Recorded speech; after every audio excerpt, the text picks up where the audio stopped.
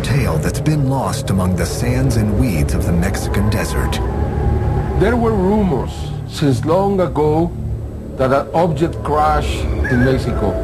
In 1974, a mysterious incident took place that some say involved a UFO and a small plane on a collision course, followed by a race between two governments to recover the debris. The Mexican recovery team finds a sort of a silver-shaped classic disc. The Mexican military recovered an object and had it on a truck, and something killed all the men. The U.S. government responded very quickly and very organized. They've done this before. But what happened in the Mexican desert is just the beginning of that country's UFO history. The eclipse from July 11, 1991, it practically branded the modern era of UFOs in Mexico. Over the last several decades, it has become a hotbed for UFO encounters. When they picked up the object on radar, the first thing they did was start looking at it.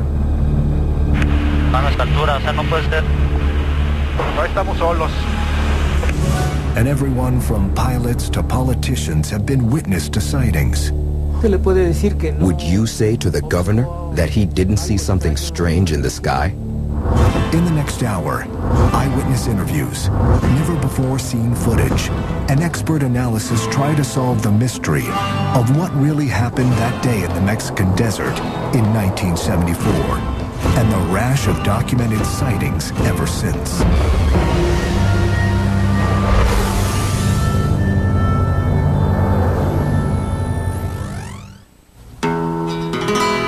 Coyame, Mexico. A small town not found on many maps.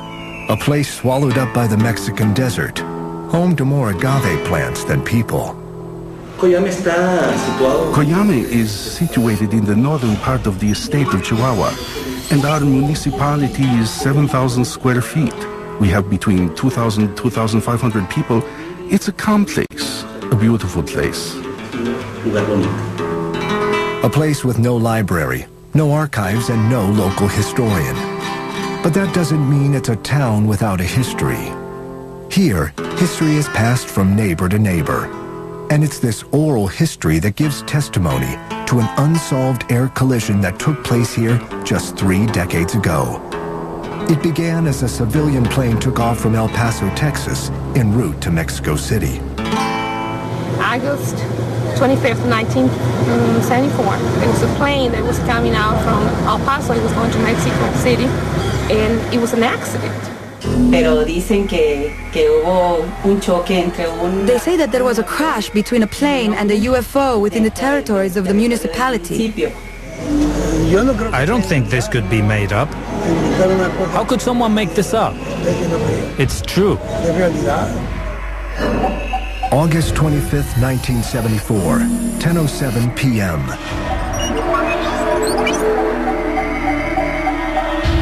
It's a quiet summer's night in Coyame. The town's inhabitants are beginning to turn in. 500 miles away, United States air defense systems suddenly register an unknown flying object over the Gulf of Mexico. Streaking across the sky at over 2,500 miles per hour, at an altitude of 75,000 feet, only one thing is for certain. This is not something man-made. Initial indications are that it's probably nothing more than a meteor. But 60 seconds later, it becomes clear that this is no meteor. This object was traveling and descending through steps, unlike that of a meteor, again, with more of an arc. The object appears headed on a course towards Corpus Christi, Texas. American air defense systems are alerted. 10:09 p.m. The unidentified flying object now suddenly veers left and enters Mexican airspace just 40 miles south of Brownsville, Texas. The U.S. continues tracking the puzzling spacecraft as it now races over Mexico. Yet what isn't seen on radar is a small craft headed on a trajectory towards the UFO. What's also interesting about this case is About the same time as this UFO was zigging and zagging, there was a plane that was leaving El Paso headed towards Mexico City. Under the cover of night, the small civilian plane from El Paso heads towards Mexico's capital city. But the plane from Texas never reaches its destination. At the same time, the American military watches as their unidentified flying object disappears from radar. It appears that the unthinkable has happened. A UFO plane collision. There's an assumption that there was a collision of some type where both the craft and the plane had collided. August 26, 1974, 8 a.m. 9 hours after a civilian plane disappeared over the desert, a Mexican recovery team hunts for the downed craft. Across the border, American intelligence is listening in. At 10:35 a.m., the Americans intercept the Mexican military radio report. The wreckage of the missing plane has been spotted just outside Coyame. Moments later, another report shockingly announces the sighting of a second wreck, but this is no plane. The Mexican recovery team finds a sort of a silver-shaped classic disc, some 16 feet 5 inches, about 5 feet thick, convex on both sides, sort of like a saucer. The saucer's surface has the appearance of polished steel. It has no markings, no lights, and there are no bodies inside. However, it does appear to be damaged in 2 spots, possibly caused by a collision with the civilian plane and then falling to the ground. Immediately, Mexican officials declare a radio silence on all search activities. Meanwhile, U.S. officials reach out to the Mexican government, offering assistance in the recovery. Their offer is met with a denial. The Mexican government denied it. They said, no, all we have is just a plane wreckage. While the Mexican team collects the crash debris, the United States is busy assembling their own elite recovery force at Fort Bliss, Texas. The team includes 4 helicopters, 3 small Hueys, and a large Sea Stallion. Prepped and ready to move out, the team is placed on standby while U.S. surveillance scopes out the situation. The U.S. was keeping tabs again through its what I call the spy surveillance network, through their satellite surveillance as well as airplanes that were flying over at low altitude. American surveillance reveals that the Mexicans have placed the UFO on a flatbed truck and moved out from the crash site. They were able to see there were a number of dead bodies, so which led them to believe that something very extraordinary had happened. August 27th, 2:38 p.m. Unsure of what's happened, U.S. officials greenlight their rescue team. 4 helicopters with team members aboard depart Fort Bliss. One of the things that seems obvious in this case is that the government, the U.S. government, responded very expertly, very quickly, and very organized. They had this team that assembled in Fort Bliss, and in no time were down there on site recovering this. They've done this before. But nothing will prepare the Americans for what they are about to find. Dressed in bioprotection suits, the American soldiers approach the silent convoy and find all the Mexicans dead.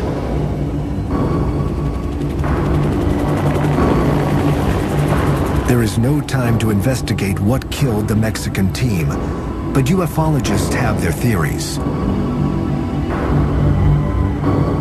They somehow came in contact with a lethal agent, a bacteriological agent that was from out of this world, or an extraterrestrial biological agent of some sort that killed them, which is my favorite theory. The U.S. recovery team quickly tends to business. It finds the 16-foot wide silver UFO strapped to the back of a flatbed truck. The straps are reconfigured and connected to a cargo cable from the Sea Stallion helicopter. Safely secured, the estimated 1,500-pound disc is lifted up and headed back to the U.S.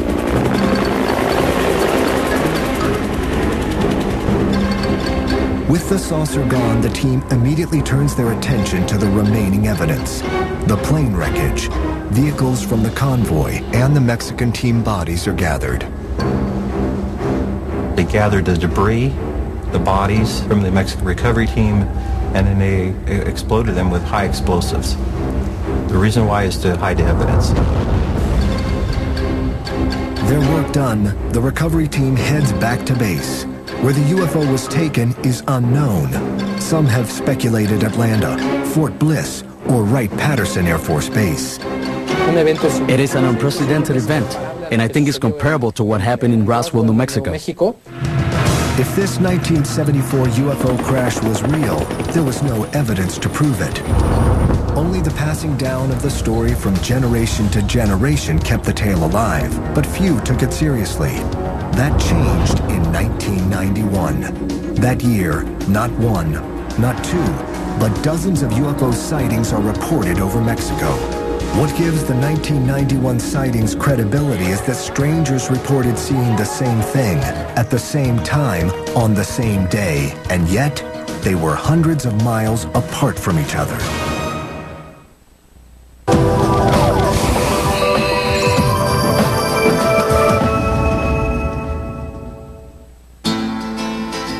For over 3 decades, the Mexican desert is alleged to have been the site of an incredible tale. There were rumors since long ago that an object crashed in Mexico. An object entered our atmosphere through the United States, and it crashed with a small plane.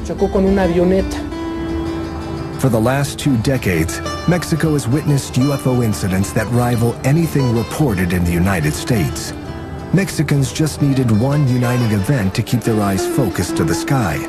That happened in 1991.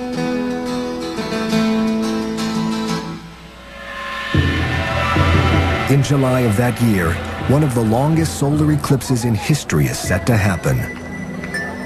The total eclipse is visible only in a narrow corridor that includes central Mexico. A year in advance, all the Mexican people knew about the eclipse in 91. I mean, it was an event, it was a moment. All around Mexico, there were people waiting for the eclipse. It was an important eclipse because even though there had been other eclipses that had taken place until that day, they were not on the magnitude of that eclipse. Just after 1 p.m., the skies above Mexico darken. Astronomers adjust their telescopes. Millions gaze skyward. During 1991, consumer technology makes videos commonplace. On this day, many Mexicans use their cameras to capture the moon as it begins to pass in front of the sun. To their disbelief, they also capture something unexpected. It was a curious thing. During the eclipse, I heard some people who were around us saying, "Look, what is that there also?" Several people filmed and saw metallic objects that are clearly distinguished with the form of a cupola, and what is commonly called a flying object. In Mexico City, in Tepeji del Rio, in Puebla, in Cerro de la Estrella. From all corners of Mexico come videos showing a strange metallic-looking object just below the eclipse. The eclipse UFOs, or ovnis as they are called in Mexico, become the talk of the country. But while some are quick to claim that Mexico experienced a UFO encounter, skeptics aren't buying it. This was one of the great events of the century as far as eclipses and astronomical events, and hundreds and thousands of astronomers, professional and advanced amateur astronomers, came from all over the world, and it converged upon Mexico City and the other towns where the eclipse was visible. Not a single professional astronomer reported seeing anything that wasn't supposed to be there. Professional astronomers immediately doubt any UFO claims and instead offer a more scholarly response. When the sun is totally eclipsed, like it was in Mexico on that day, the bright stars and planets become visible for a few minutes. And Venus was very brilliant, and so it was very easy to see when people looked up. And I'm sure that many of the people thought that they saw a UFO. Skeptics have their answer, but UFO believers have their doubts. Because of that, because so many people recorded in different cities these objects, some suggested that had to be the star Venus.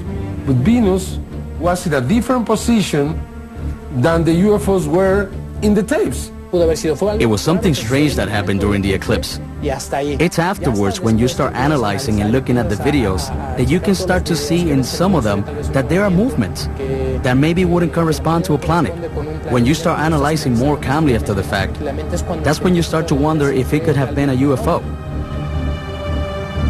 The 1991 sightings ignite a UFO explosion in Mexico. The effect of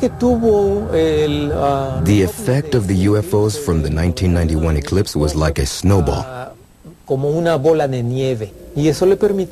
And this allowed people with an interest in UFOs to record sightings more frequently. While Mexico's UFO explosion comes as a surprise to most, some ufologists believe it was actually predicted over 1,000 years ago. The Maya were one of the great civilizations in history. For over 600 years, they built cities, constructed reservoirs and temple pyramids, and developed an incredible understanding of astronomy. It is incredible the knowledge that the Maya had about the sky and the planets. They had a great capacity of observation, they knew the celestial movement, and were able to determine every single important event that was going to be registered in the sky. The Maya recorded their information on foldable books called codices. Most of these texts were burned by Spanish priests during the 1500s. Today, just 4 Mayan codices remain. Among them is the Dresden Codex, a document that offers an enigmatic glimpse into the Mayans' astral wisdom. It's pure astronomical, the moon, the sun, the systems, everything is there. Anybody who has studied and analyzed that consider this document a real treasure from the past.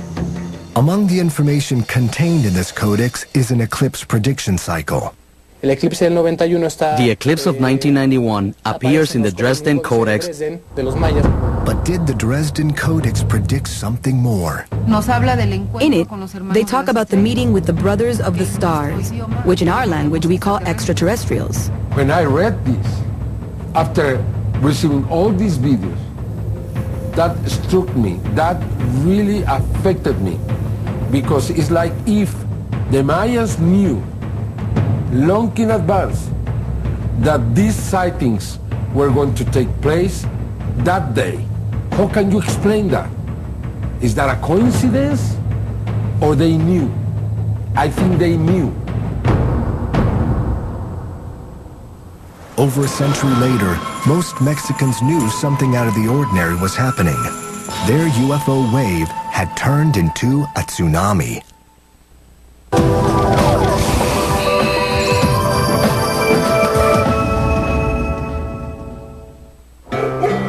Literally overnight, Mexicans are mesmerized by the apparent UFO wave striking their country. Ufologists point to the open-mindedness of the Mexican people as being partly responsible for this UFO explosion. Mexicans have been fascinated by legends, stories, elves, fairies. That psychology and sociology allows Mexicans to keep an open mind when it comes to extraordinary occurrences. When you open yourself up to other possibilities, it is much easier to accept the UFO phenomenon. However, skeptics claim that Mexico's UFO wave is more of a social phenomenon than any actual increase in visits from little green men. Sightings always seem to come in waves, and these waves are generally, they correlate with the publicity, that if the newspapers or TV stations, whatever, are filled with stories about UFO sightings, people will go out and pay much more attention to things that they see. Since the earliest UFO sightings, witnesses have always been subject to heavy ridicule. They are portrayed as overzealous sky watchers who wouldn't know a DC-9 from a weather balloon. But what happens when the witness is someone who doesn't fit into these categories? What if the person has a solid reputation and career? What if the witness doesn't just know a DC-9, but flies one? Captain Raimundo Cervantes has been flying for over 40 years. With 17,000 hours of flight time, he has seen it all. Or at least he thought so. July 28, 1994. Captain Cervantes is piloting Aeromexico Flight 129 from Guadalajara to Mexico City. He's taken the route before and everything seems in order, including the weather. Totalmente claras. Totally clear. Like we, the aviators, say. We could see the next day. Totally clear. As the flight nears Mexico City International Airport, Cervantes puts the DC-9 on course for landing. 5,000 feet in the air, he receives the all clear from the control tower and prepares to lower the landing gear. I ordered to lower the front wheel. At that moment, we felt an impact on the plane. Very strong. Muy fuerte. The plane is rocked. To Cervantes, it appears obvious that they have collided with something in midair, but there is no time to investigate. The pilot has already begun his descent of the DC-9. At that moment, I declare an emergency, and I requested an area so that I can develop the list of emergency and coordinate my personnel of flight attendants, because I thought we were going to have an abnormal landing. Unsure of the condition of the damage to his landing gear, Cervantes needs nerves of steel to coax the wounded jet to safety. We level the plane. We tried to land softly and steady the front wheel. I was concerned that there was damage. We lower the front wheel, and to our surprise, the plane starts rolling perfectly. Y nuestra sorpresa, empieza a rodar el avión perfectamente bien. Disaster is averted. Captain Cervantes wonders if a helicopter has clipped his DC-9 on approach.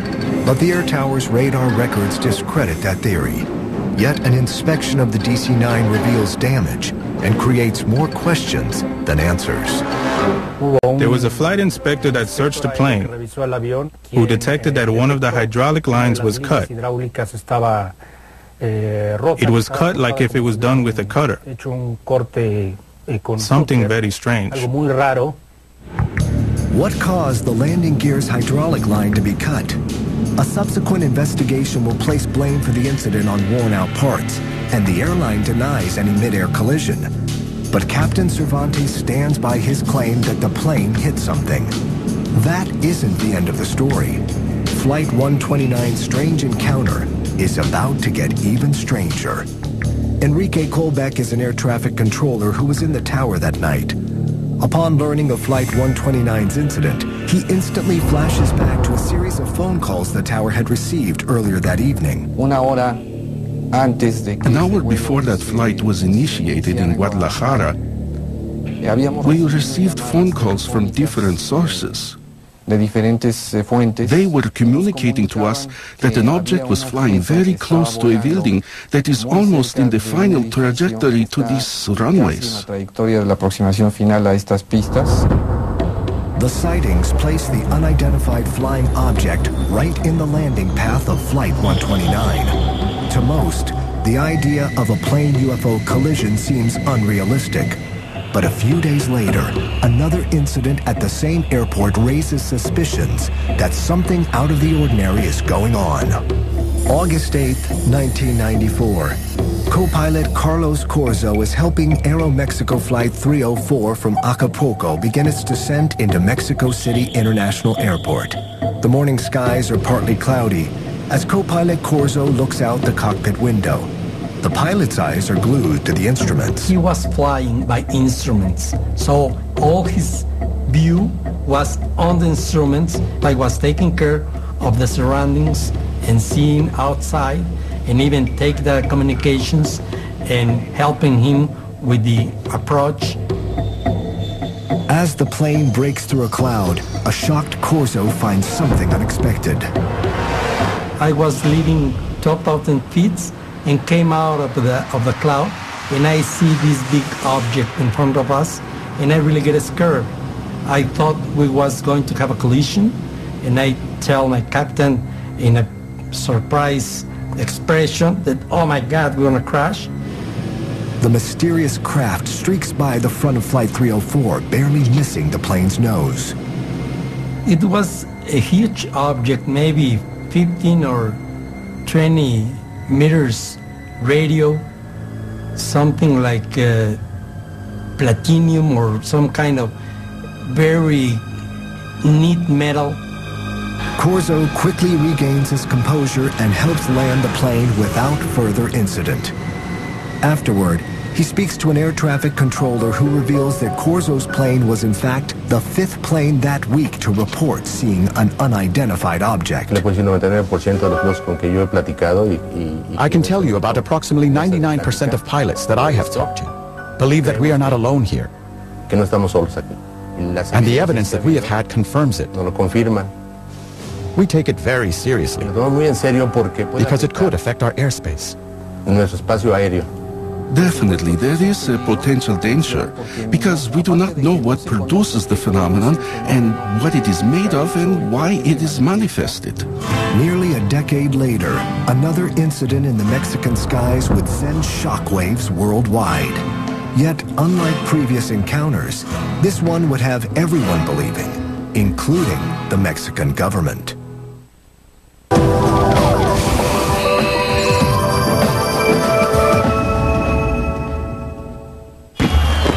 Every year on the night of September 15th, they come together. Thousands pack the main square in Mexico City to watch their president ring the very same bell that signaled the start of their fight for independence almost 2 centuries ago. The next 24 hours will be full of parades, parties, and celebrations. But in the early 1990s, a new Mexican Independence Day tradition is born.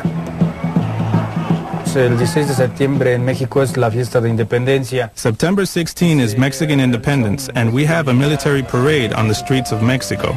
Durante varios años, For several years, we used to have an air show. The whole Mexican Air Force used to go out and fly over Mexico City. la Ciudad de México. Mucha gente pues grababa los A lot of people would film these events when the planes would pass over the houses. de las casas haciendo algunas maniobras. There are many videos where certain objects are seen, flying over and passing closely. Sobrevolando y pasando incluso muy cerca. September 16th, 1991. During a flyover, an amateur videographer captures a mysterious bright round object.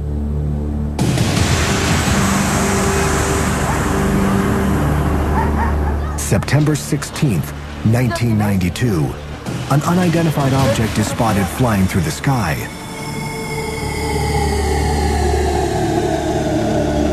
September 16th, 1993. As a squadron of helicopters conducts maneuvers, a metallic-looking object appears to weave through their formation.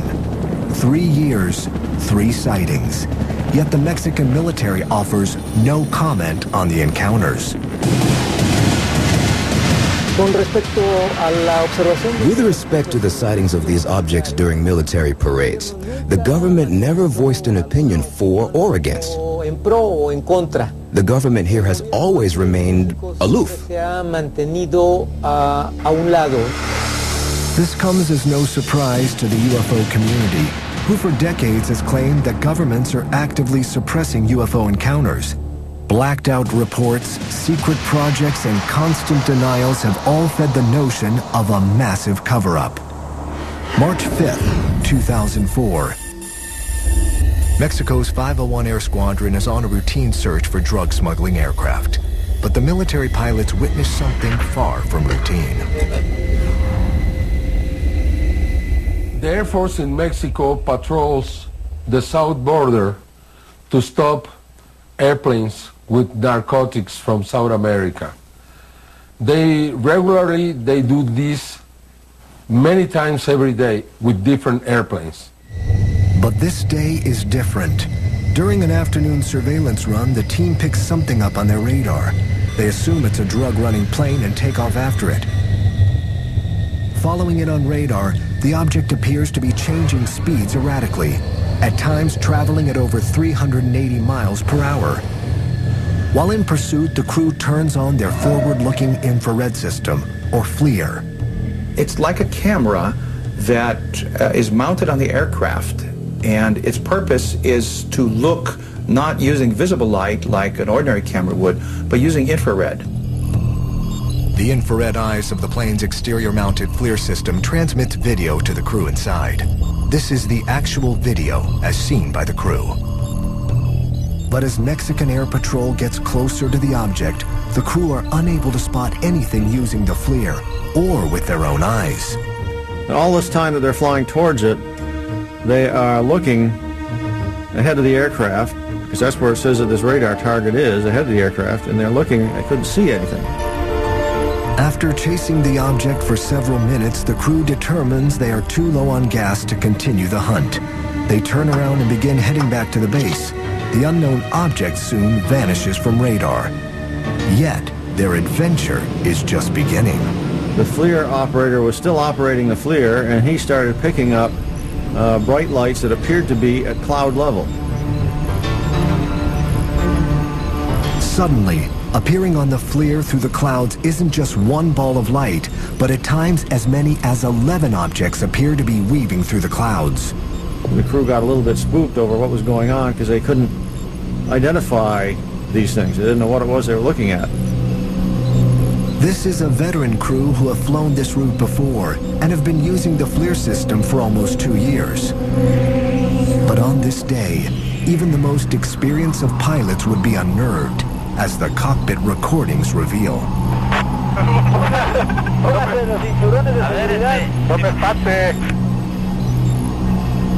It appears to the crew the objects aren't just traveling alongside their plane, but surrounding it. Jóvenes, no estamos solos. No estamos solos, qué cosa tan rara, Nos están rodeando. Oye, ¿qué tienes? Then suddenly, the balls of light disappear, leaving the scared and confused crew to return to base. Over the next several weeks, the Mexican military conducts an investigation into the incident. Crew members are interviewed, images analyzed, and weather data evaluated, yet no answers are found. It appears this case is destined to go unsolved and forgotten. Then, one phone call changes everything and makes UFO history. They called me and said, we have something that is from common interest. Mexican TV journalist Jaime Maussan is an expert on investigating Mexican UFO claims. Maussan's impressive resume attracts the Mexican government, who ask the civilian reporter to assist. In an unprecedented move, Mexico's Secretary of Defense hands over to Maussan the classified FLIR UFO video. He gave me the video and said, please be fair with the military, please be fair with these pilots, do your investigation, you are authorized officially to do your investigation, to present this in the media. Maussan is given complete access to flight records, weather reports, and most importantly, the crew members. I am interviewing these pilots inside the Secretary of Defense. This is first in history in Mexico. They told me what they saw. They were very honest and sincere.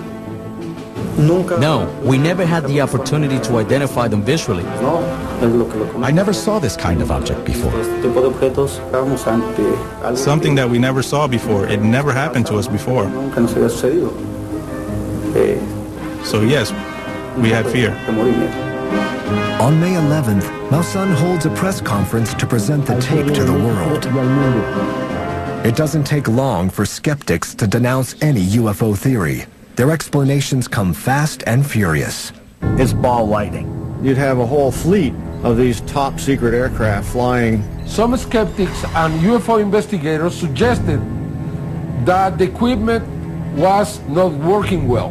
One after another, explanations are given, and one after another, they are discredited. However, a new theory emerges that might solve the mystery.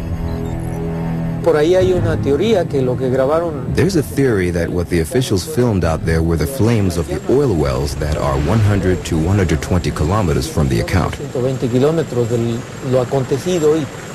They appear to be brilliant glowing objects in the infrared. Of course, they were not visible to the eye, but that's the whole purpose of the infrared camera system, is so that you can see things by their heat signature. You can see things that are not visible to the eye. Could what was showing up on the FLIR system actually be distant oil wells? Those who've examined the case have their doubts. First thing that we did was analyze the lights to determine their shape, to see if there was shape to them, and how did it change frame to frame, minute to minute. If the lights are oil wells, as skeptics have claimed, then they should flicker like a flame.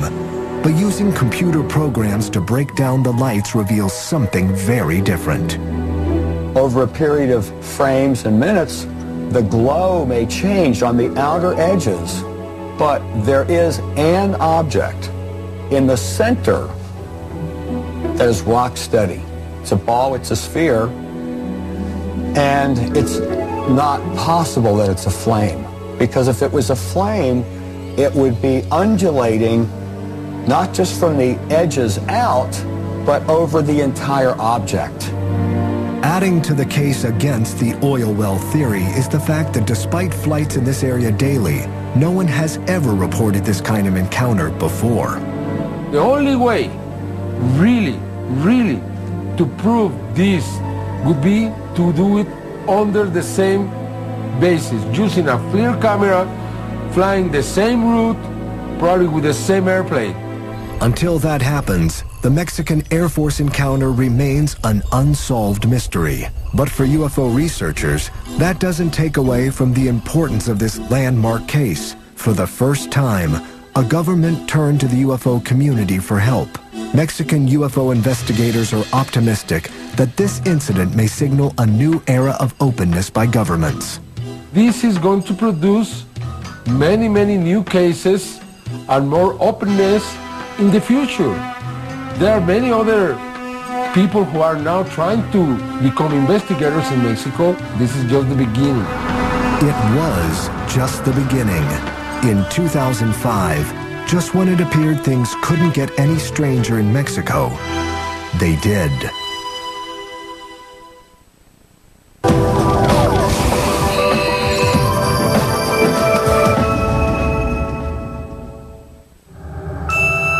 Since 1991, Mexican witnesses have videotaped hundreds of hours of footage containing alleged unidentified flying objects. But while the sheer volume of sightings has impressed some, it's what's on these tapes that matters. But out of the thousands of videos that we have, most of the times are, balloons, airplanes, stars, mistakes. Honest mistakes. Probably just 10 or 15% of them are good, really good. It's this 10% that has drawn the attention of everyone from ufologists to the mainstream media. Among the most interesting UFO phenomenons captured on tape are what is referred to as fleets. A group of more than 3 objects we call fleets. They travel horizontally or vertically with very strange forms as boomerangs, spheres, discs. June 10th, 2004, Guadalajara, Mexico. An amateur photographer captures unknown objects in the sky. June 21st, 2004, 300 miles away in Cuernavaca, Mexico, another fleet is caught on tape. March 30th, 2005. Almost 600 miles north in Torreon, yet more unexplainable objects dot the Mexican sky. April 11th, 2005. 500 miles to the south in Mexico City. The skies over the capital city are full of mysterious aircraft. I believe it's a way that someone is using to communicate with us. I believe They are trying to say something similar to what happened in England with the crop formations. Skeptics are quick to dismiss fleets as nothing more than weather balloons or birds. But seeing is believing. And in June 2005, a fleet sighting had people believing. One of the more recent accounts of UFO sightings here in Mexico happened here in Jalapa, Veracruz. And it is very interesting because the witnesses were of a very high caliber.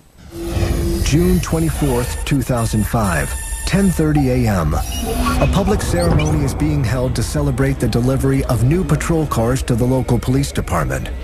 On hand are such dignitaries as Governor Fidel Herrera Beltran, high-ranking police department officials, and the local media. Moments after Governor Beltran finishes his speech, cries of UFO, UFO echo through the crowd. Instantly, all eyes are on the mysterious objects hovering above.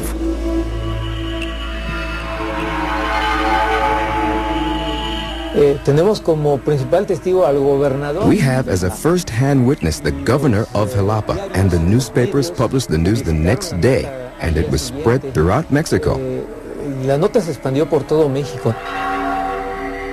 Days later, a local newspaper reports that the alleged UFOs were actually balloons released by local school children. But this explanation only raises more questions for UFO believers. If they were balloons, why did they appear frozen in formation for over half an hour? As the witness says, it was more than 14 sphere objects that were shining in the sky, formed a triangle formation and remained there for 30 minutes. I just find it hard to believe that balloons could stay in the same place and in the same formation for half an hour. I think this is an extraordinary observation because it's a governor and all of his advisors and police personnel who observed this case. Would you say to the governor that he didn't see something strange in the sky? It's those strange things in the sky that have brought together these UFO experts and enthusiasts. From all parts of Mexico, they have come to discuss the UFO wave that their country has undergone. For these men and women, the encounters that have taken place deserve attention and answers. Among the incidents they examined is the alleged 1974 UFO plane collision near Coyame, Mexico. The word is getting around somehow that something happened and that the U.S. was interested in this crash. The information that Gilberto has is very little, but the data that makes this case lends itself to the possibility that this may have been real. 3 decades later, Coyame still has more questions than answers. But are there clues out there that could break the case wide open? Any motivated investigative journalism student of today, or professional, could have a field day. Go to the town, track down all the people in the town that used to be there and live there by address and find them and interview them. It requires more rigorous study. It requires more of a collaborative effort, hopefully among the UFO research communities between the United States and Mexico. So it's a case that's going to need more further investigation. And like any seminal event in history, there is a last-second plot twist. I was recently in Chihuahua and I asked about this case, and there is a rumor that there are photographs around this case that I haven't seen. I was promised that I was going to receive these photographs, but people there are still afraid. It seems that they have kept these photographs for a long, long time. Fittingly, once again, the Coyame story is shrouded in mystery. Did a UFO crash in the Mexican desert in August of 1974? Did a Mexican recovery team fall prey to an unknown biological poison? The truth may never be known, but what we do know is that over the last 15 years, Mexico has experienced something out of the ordinary. For UFO believers, this appears to be a golden age of alien encounters. Only one thing is certain. Mexico, a land steeped in history, is now steeped in mystery. Giant balls of ice hurtling around the sun? Fragments from the beginning of time making a beeline straight for our house? Not my house! For a whole week, all will be answered, as well as the most profound question of all. Did I really change the world? No, really, did I? Out of This World Week, all this week, only on the History Channel.